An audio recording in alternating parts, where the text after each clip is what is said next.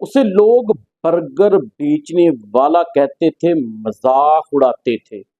गलियों में रेड़ी घसीटते इसका ख्वाब भी खाक होता जा रहा था।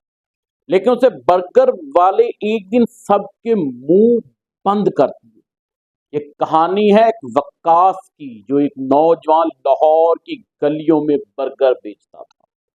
उसके पास ना कोई तालीम थी, ना कोई डिग्री थी, ना कोई सहूलत थी, बस एक रेड़ी और एक ख्वाब था।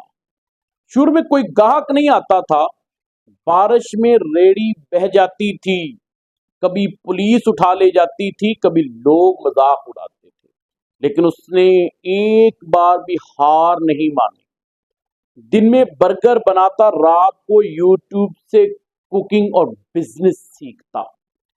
दोस्तों, 3 साल के बाद रेडी से एक छोटा सा बिजनेस शुरू किया, एक छोटा सा स्टॉल शुरू किया, फिर फ्रेंचाइज लॉन्च की।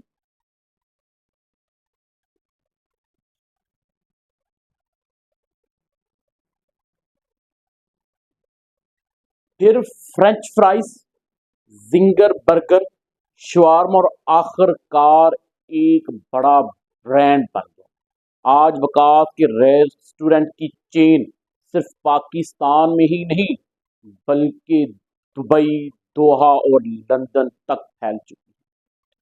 तुम्हारी शुरुआत छोटी जरूर हो सकती है, तुम्हारे ख्वाब बड़े होने चाहिए, लेकिन अगर ख्वाब बड़ा हो तो अंजाम बहुत बड़ा हो सकता है।